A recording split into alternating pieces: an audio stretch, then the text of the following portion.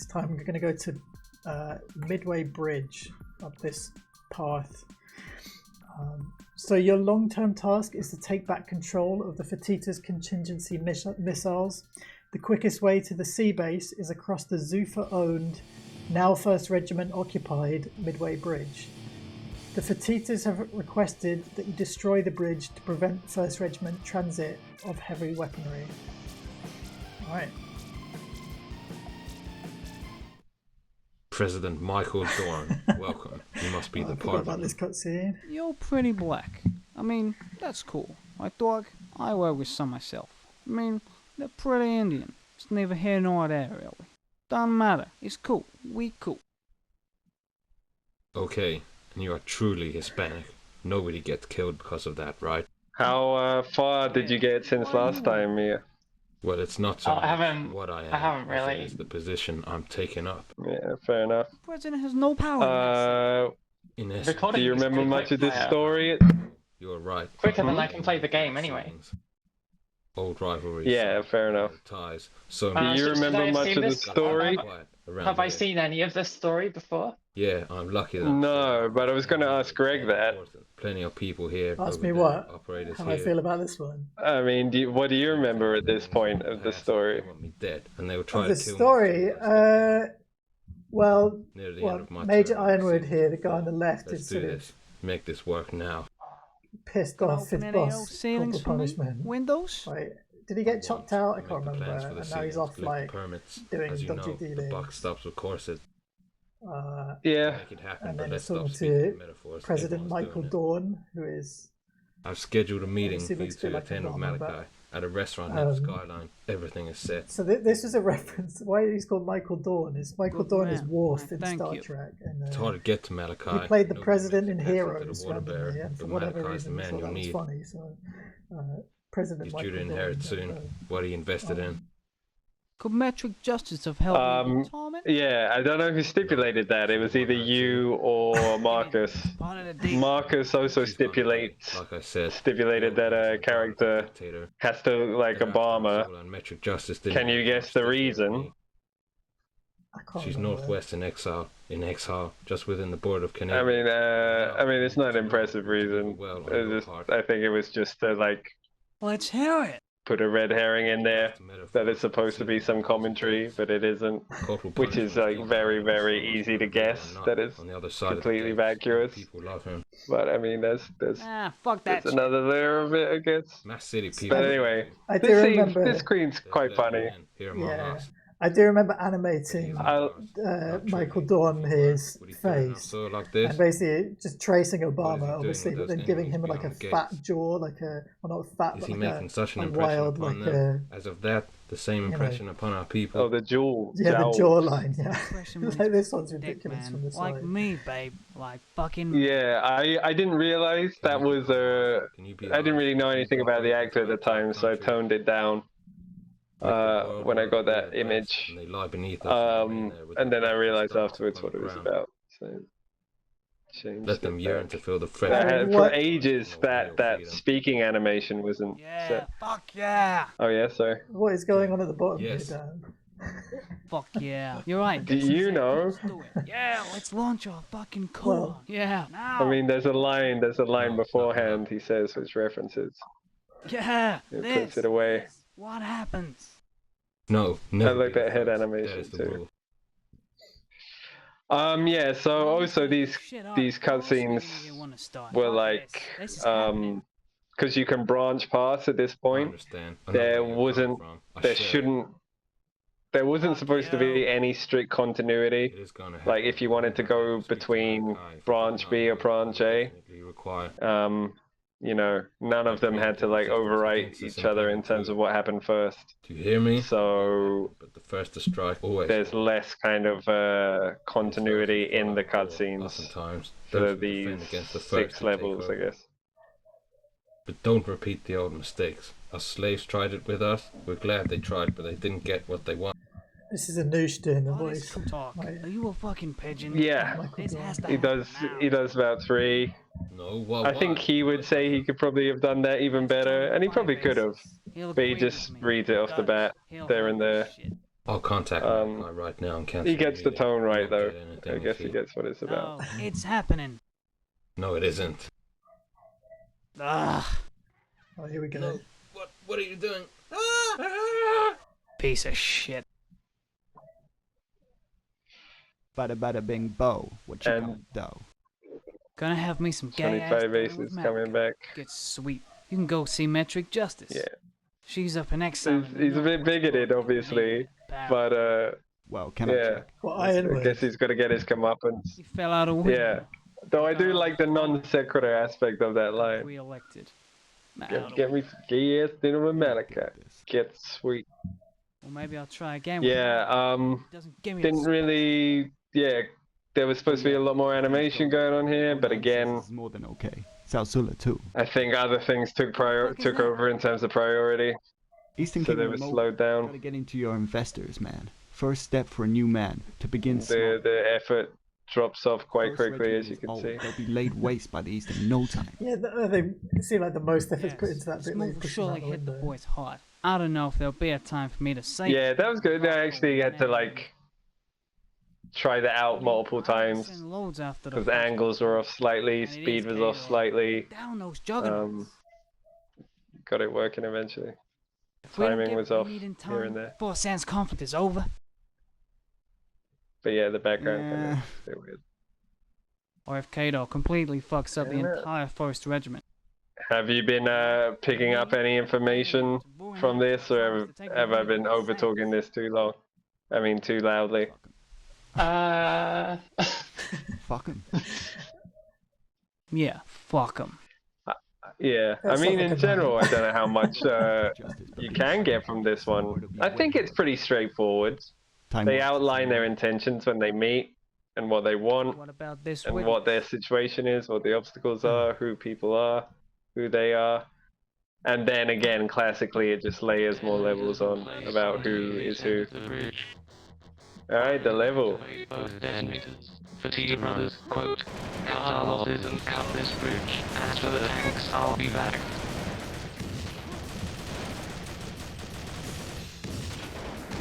What are you saying about the level, Greg? Huh? Oh, sorry? Oh yeah, just like the vocoder there. That was neat. Yeah, that's Marcus's voice, I believe, underneath. Yeah, it's an interesting plugin that sort of tries to approximate like a signal with an analog signal, so it kind of comes out weird and roboty like that. What's the name of the plugin? I think Bitspeed. You're the big bass star of a man, but it's not optimal. Yeah. Use the control turret instead. Username. DataW1. Password. Bald asshole. What did he say? So he's giving you a login to this computer. Oh. Yeah, Dana W1 bald asshole. Marcus's delivery is really, really good. Generally, in terms of like getting through like disdain, like words sometimes. Yeah, so you can't hack this computer because it's too quick. Right? Yeah, so you need to actually type it in for once. What about the computer on the first level? Oh, those you can just hack. There's like two. The mana. Oh, you just click hack? Yeah. Oh, nice. Yeah. Oh, there's a picture of Dana White. Who's that? He's like the guy who runs the UFC or something, but it's in Dan Quinn lore. He's out to get him like the rest of them. This is, I think, Dan Quinn's Wikipedia page, pasted into a thing. So you know what? I'm calling you out, bitch. Okay? If you fucking have the nuts to stand with Keter T's, fucking stand with me, mother. And then I'll beat you to death, like I was planning on beating fucking Cal Worsham to death. Okay, in front of thousands of people. So this is when Dan Quinn was on TMZ. That's the quote. Oh, we got another picture of Dana White for some reason. You have I don't know why for a lot of these files, but I mean, yeah, fair enough. There's a lot of like between updates. Yeah, I take a look and then reload the Dan Quinn stuff. I'm like, okay. I mean, that was like a early core thing that the game was supposed to be written around. But it's foreshadowing. When me and Marcus with this. Yeah. I mean, Mia, Dan Quinn, what are you saying? I mean, Stevia is my life. What can I say? Yeah, we all I think maybe there's too much of it in Huel. Like, they put a lot of it in Huel, and it makes it like most flavors a bit too sweet for me. Do they actually put it in Huel? Because then Dan if you get Black commission. Edition, it's sweetened with stevia, like loads of it. That's honestly that is the fountain of youth. Dan Quinn, should be rich off of Huel then. Yeah, I mean, I guess this game is documenting his influence. Should we listen to some Sigbit? Yeah, let's be quiet. Oh, nice.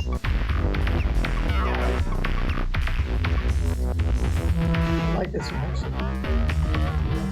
Head of the A. Is that a I don't know why is it's that a called reference?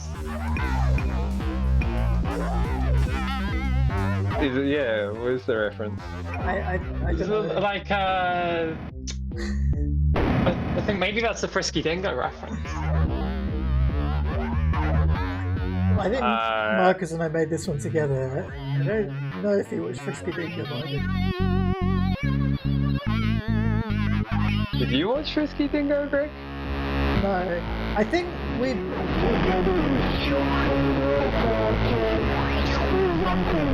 put the Don't apologize. I think that one we generated the lyrics randomly in like a random text generator, like a Markov chain generator. We got some, anyway. Pre-AI. It came out with the line "Hitler was being ignorant," which I think was quite. That was really.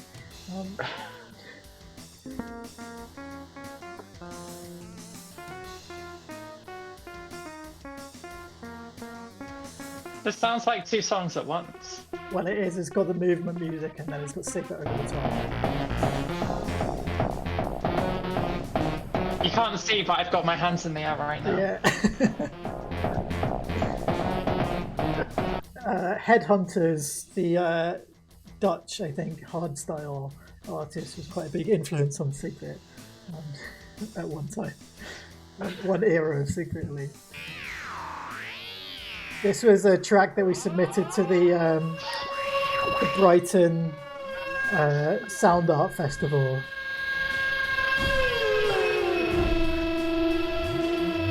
I didn't know that. Did you actually submit it? Yeah, it didn't get accepted. We were quite outraged. What? That is outrageous. It was easily the best one. I wonder what the criteria are for that. I mean, granulized fat man voice is probably not what they're after. Yeah, true, we did.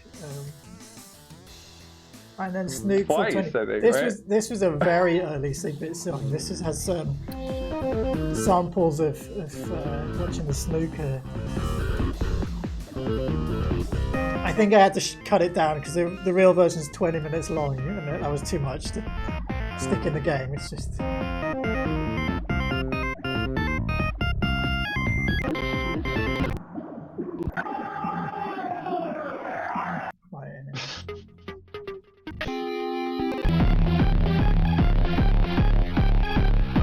Some more hard style. Yeah, anyway, Sigbit, our whole back catalogue is in the game somewhere, but. Nice. Yeah. Emails. So there's a lot of emails from Dan Quinn on this computer. Uh-huh. I think I probably just... Maitreya?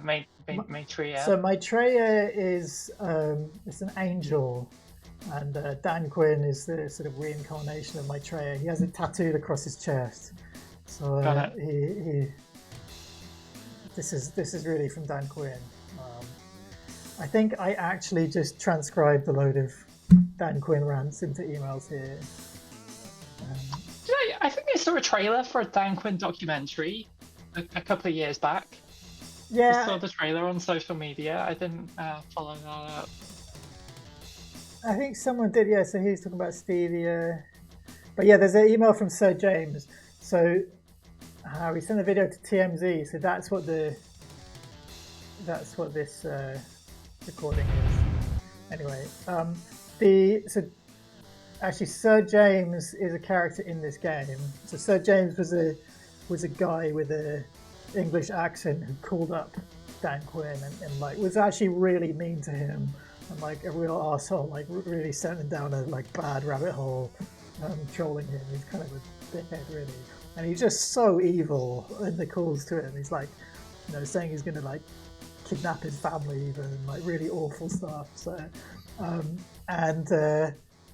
he was just like the embodiment of evil in the Dan Quinn universe in a way, and like sort of a guy who is hired out by higher powers to fuck with him, but a bit mysterious too. So anyway, he's a kind of an interesting character that we put in the game, and you'll see him more later.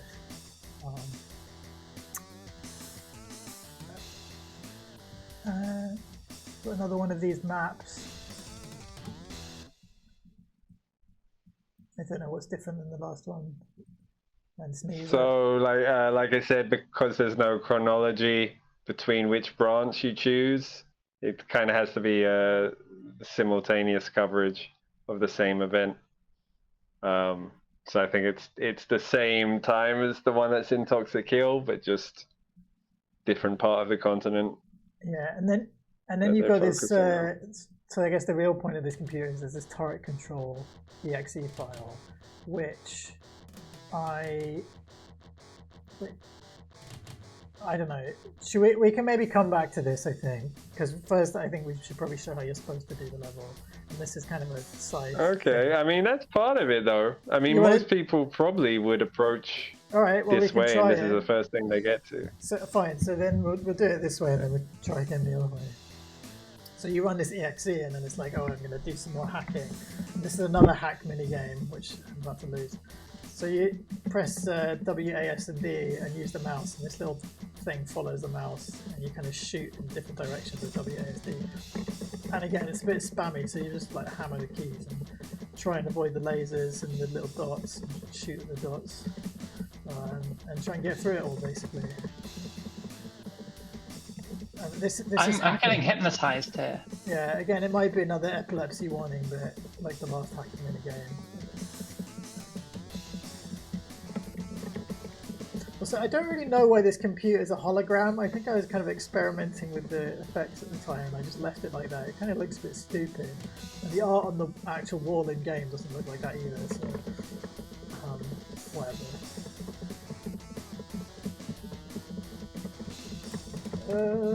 So I was gonna ask, like, progression-wise, like, how do you feel? What do you remember, Greg? I mean, you probably got in the furthest out of everyone here, apart from myself. But I mean, as someone,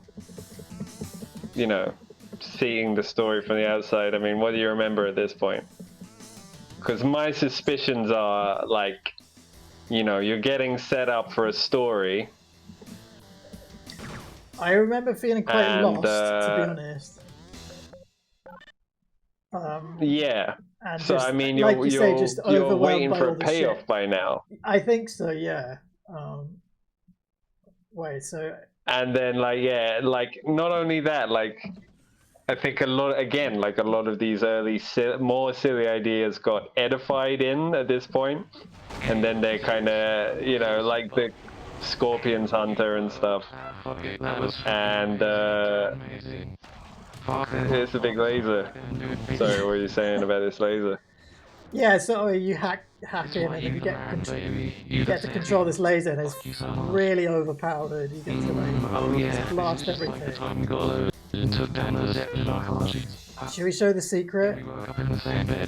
We all know what happened over here. Should we show this also, thing? I can't really read the blue text. I guess Oh, now I can. Now that the probably background's gone, understand what I he's can saying. read the blue text. Yeah. Yeah. And now I can read the last line. We'll play again and you can probably hear it better. So basically, if you zap this thing, I don't think you're missing much. it's a big prism in the sky for some reason, and it creates a load of multicolored key cards. We'll see what those do in a sec. But so this is a high guild cannon. You kind of see these in the back of Defend 2, don't you? Like blasting, blasting the ships out of the sky. And yeah, it's very strong. There's another one over here. Yeah, it's kind of fun to use this thing. You can just kind of kill every enemy. Oh, and I killed myself by accident. Which you can do by controlling this immensely powerful death ray. So, right. Let's play for real now, or ignoring that bit. So that's one way of beating the level. You've got to kill the tanks, basically. There's 3 tanks. Well, you have to blow up the bridge anyway. Oh, you do? Okay. Even if you did kill him. So, using the orc. Yeah. So, yeah. I mean, I'm probably I'm not needlessly considering or what's the word?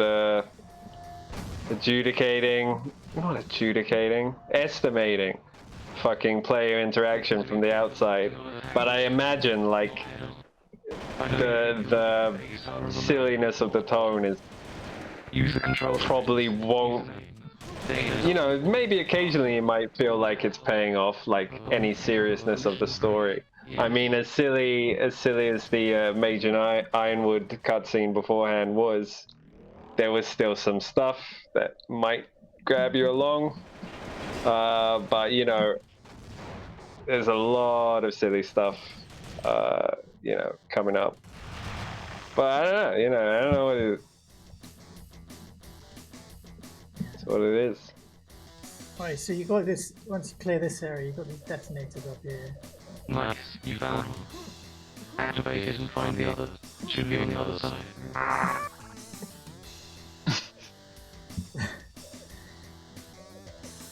Right, so you got to wait for these tanks to appear on the bridge. I'm running out of mana, so I have to use a potion. Right, then we just detonate. In 5, 4, 3, 2. Tanks. Oh man. No tanks. What, and then what, you got shot at the end? Yeah, Where did you get shot? The stupid tank shot me with a tank shell and died instantly. So these tanks, we fought with Carnage Man and Abbey Mountain. It's telling you but don't we attack made them first here. Yeah, so you're supposed to really see them first here, but because of the way we ordered the levels eventually, you turn up here. Oh. So I'm going to just try and fight them. It tells you not to do it. And technically that's another way, but it's way too hard to fight through. Yeah. In fact, those cutscenes, those info links that he plays, they're pretty stupid. They're supposed to play when you one-on-one them rather than destroy them with the laser kind of thing. So yeah, they shouldn't actually be playing when you shoot him with the laser, but whatever. They're supposed to be rewards for being able to take them down solo or whatever. Yes. That was the idea behind it anyway. Oh, nice! Mid-air orb. It's really hard to do. The orb's a funny weapon, so you have to, if you're moving, kind of like in CS actually, if you're moving, you shoot it, it's really inaccurate. You see it just shoot in a random direction. So if you shoot at the top of, when you're not, like that, so when you're at the top of your jump and you're not moving, you can shoot it. But you've got to sort of time it. The screen share is frozen for me. Should I disconnect and come back in? If it's working for Dan, then yes. Yeah, I'll be right back. The what share? Screen share. Password. I mean, you can also just teleport past stuff. So, activate it and find the other. Should be on the other side. Which, if you get stuck, is often a good way to go. Just ignore the enemies, teleport past. I mean, that probably is the best way to do this level, which is to just skip and hit the detonators and wait for the tanks to all be on the bridge. And then apparently hide once they... Yeah, not die from the rocket. Yeah. They'll do that this time. Detonation in 5, Yeah. 4, 3. They really shouldn't happen though. That's the first time I've seen that happen. Grenadiers. Yeah, Grenadiers don't do anything. Grenadiers right who we couldn't be bothered to make them do anything when you stand next to them. Yeah.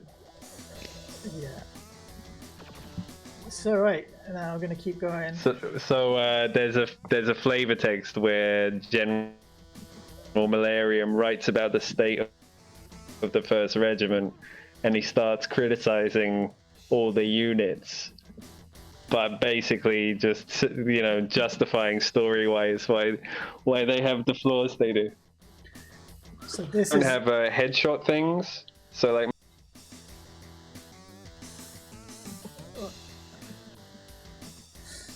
So there's a control for this turret down in this little thing, but there's a load of dogs who will kill me if I try it. So.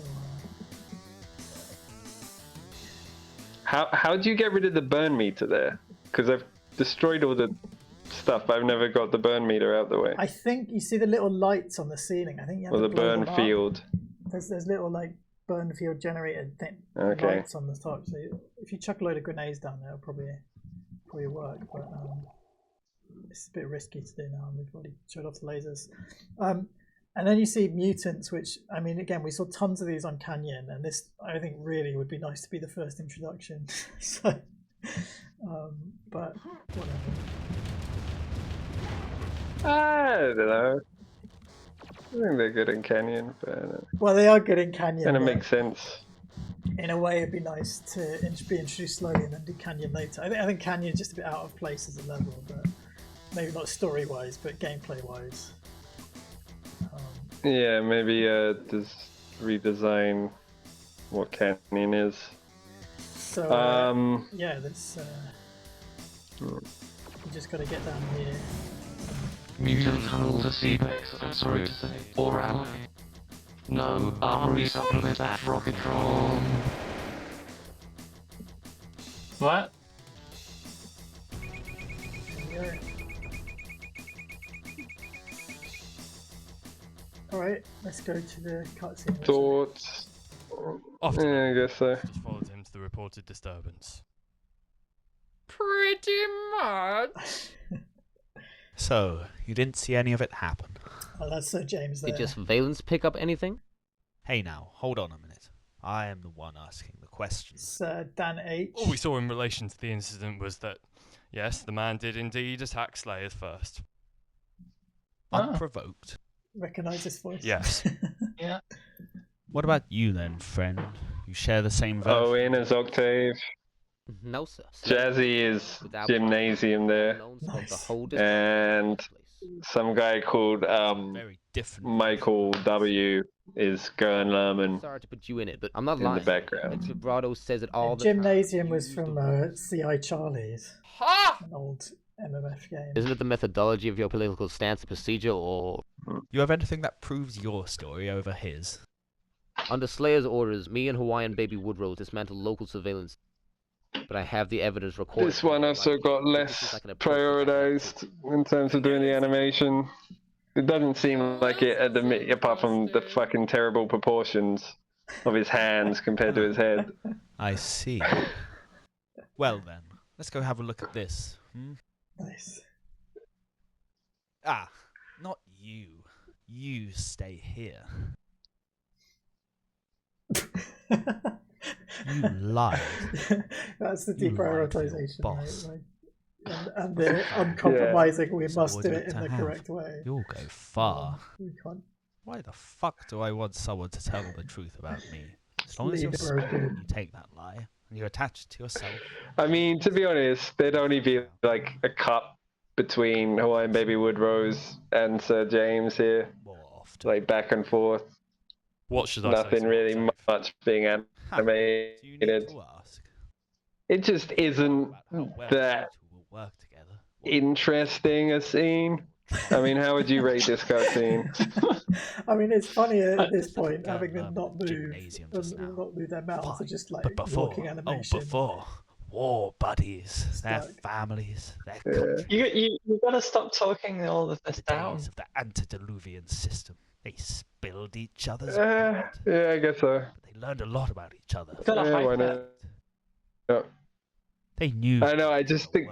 I think at this point, there's parts I really like about this point. These two branches where the levels branch. As soon as Europe was instantly bloody. Like this, but. I digress. If I'm trying to anticipate what a player might think, I'd be like, why am I bothering with this shit? But even if it was made up to spec, I mean, yeah. I mean, this is the first time I've seen this cutscene. I mean, except for when you got us to record it. So, encouraging the good. Just refreshing my memory here. I don't need the layer of self-critique. Without paying. At least not immediately. What do you remember about Hawaiian Baby Woodrose? Basically nothing. I mean, when did we record that? Like a decade ago. It's like Probably. It's like a little time capsule of what people's voices were like back then. Yeah. I mean, mine's changed. Well, yours has probably changed the most. Other people's have changed too. Like hearing Dan a bit better. I didn't recognize Dan's voice. If there is any value to be served, it should. It is a time capsule. If anything else, just a genuine testament to whatever the fuck was going on. Yeah, I mean, I like Hawaiian Baby Woodrose. It's supposed to put some focus on them and Octave. I mean, I think they're supposed to be written as kind of naive young people, even from the perspective of a fucking 21-year-old at the time, or however old we fucking were. So yeah, I think the whole thing there, Sir James, is supposed to be kind of putting some bad or some fallible influence on him or something, and you don't know whether Hawaiian Baby Woodrose believes it or not, or whatever. That's what that scene's about. And the fact that, I don't know, there was a whole thing about lying and stuff. We can talk about that later, whatever. I'm just anticipating the Tarmet scene where I got really shit-faced for recording it, and then soon after recording, vomited all over Harry's bathroom. Really? Was that and Dan? Well, no, floor, not bathroom, bed. Floor. And Dan's bed, I think. Dan G's bed. Was that? It's yeah, so he much was worse so much worse than I remembered. Yeah, he wasn't happy about that. Yeah, no, I was already old and really young, but I was old enough that that's an embarrassing story. I mean, it wasn't that much. I remember. I think it was on a pillow, so I think you could pick it up in a pillowcase. Maybe. Don't remember. Right, that's just some hype for a later cutscene. I mean, there was some. There was some intention to get everyone a bit drunk before doing some of these lines at one point. Often didn't work. Well, Greg's voice is Clay, and I think the stipulation is you have to be drunk when you voice Clay. You can't voice him sober. It's also just my normal voice. I didn't try to put on any voice for that one, right? Yeah, but it's also got a little bit of a drunk twang to it, where you kind of get a lot less articulate. As opposed to Rockatron, who is just my voice in the most monotone way possible. with emotion removed. Yeah. That has to be removed. Right, okay, let's end that episode there. Best episode ever. I need to think of a clickbait title for that one. Yeah. Alright, cool. Yeah. Catch you next time.